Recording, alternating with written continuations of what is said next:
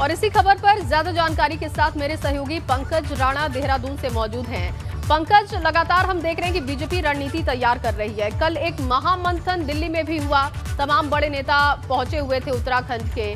कैसे लक्ष्य को निर्धारित किया गया, क्या क्या बीजेपी के इस वक्त लक्ष्य हैं चुनावों के मद्देनजर, और केंद्रीय नेताओं के दौरे हैं उसको लेकर तैयारी क्या है?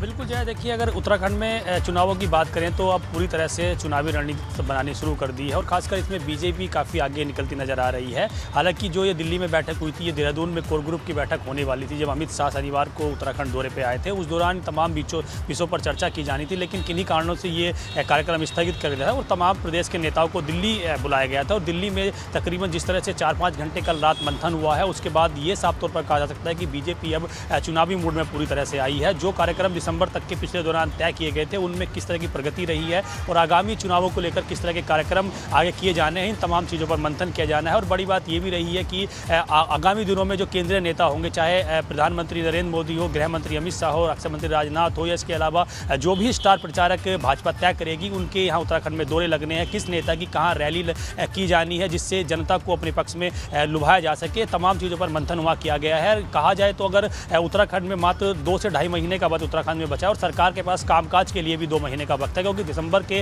अंतिम में या जनवरी के फर्स्ट वीक में उत्तराखंड में आचार संहिता लग जाएगी। उसके बाद सरकार किसी भी तरह का कोई कार्यक्रम जारी नहीं करेगी या ना ही कोई लोकार्पण या कार्यक्रम होंगे। इसलिए सरकार का यह लक्ष्य है कि सरकार ने जो अभी तक कार्यक्रम किए हैं उनको जनता तक पहुंचाया जा सके, और जो कार्यक्रम रह गए हैं, जो कार्य रह गए हैं, उनको 2 महीने के अंदर पूरा करके उनका लोकार्पण किया जाए। केंद्रीय नेताओं का दौरे लगेंगे, उनको लेकर मंथन किया गया है। आगामी 2 महीने के कार्यक्रम किस तरह से रहने वाले हैं, उन सभी चीज़ों पर मंथन किया गया है। और खास बात ये रही है कि बूथ लेवल के कार्यकर्ताओं को ये बताया जाएगा कि आप जन जन तक जाकर प्रदेश सरकार की नीतियों को और केंद्र सरकार की जो जन उपलब्धियां रही हैं उनको जन जन तक पहुंचाएं, ताकि चुनावों के दौरान किसी भी तरह की दिक्कत ना हो। क्योंकि भाजपा को अभी तक ये लगा है कि सरकार के जो कामकाज रहे हैं वो जनता तक नहीं पहुंचे हैं, जिसकी वजह से सरकार का जो फीडबैक रहा हो पिछले दौरान ठीक नहीं था। लेकिन लगातार जिस तरीके से जमीन पर भी हकीकत दिखाई दे रही है, एक तो मुख्यमंत्रियों के बदले जाने के बाद एक नाराजगी भी जनता में दिखाई दी, और भी मुद्दे हैं जिसको लेकर जनता नाराज है। और ऐसे में बीजेपी चाहेगी कि जितना भी समय है वो जनता के बीच पहुंचे, अपनी उपलब्धियों को बताए, योजनाओं को बताए।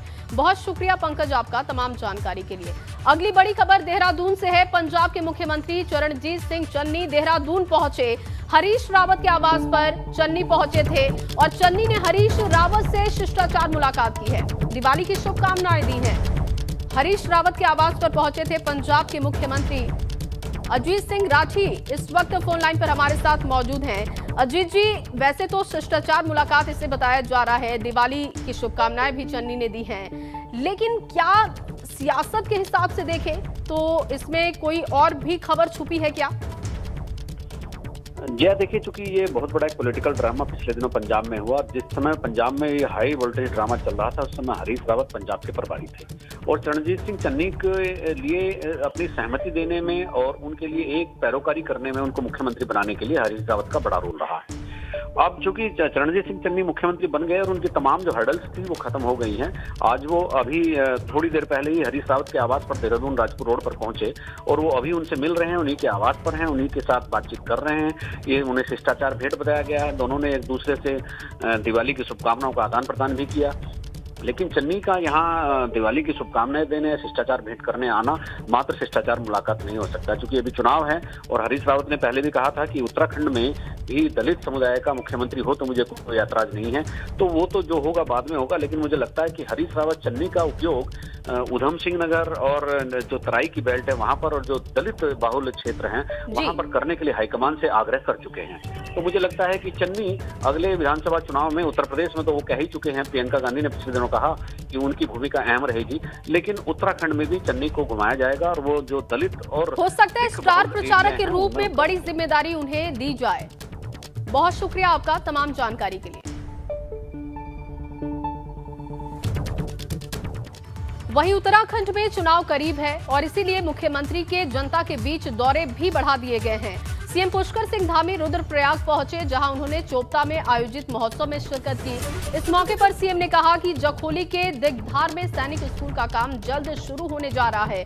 इसके लिए राज्य सरकार ने 1 करोड़ की धनराशि जारी कर दी है। इस मौके पर सीएम ने चोपता महोत्सव के लिए 5 लाख रुपए की घोषणा भी की। शिलान्यास और लोकार्पण दोनों करने वाले हैं। निश्चित रूप से हम प्रधानमंत्री जी का धन्यवाद करना चाहते हैं कि जो उन्होंने यहाँ पर काम किया है, केदारनाथ जी में जो सोच उनका विजन है, पूरी दुनिया भगवान केदारनाथ जी के दर्शन करे और इस प्रकार का भव्य स्थान उनके नेतृत्व में बनाया जा रहा है और सैकड़ों वर्षों में किसी भी उस दिशा में कार्य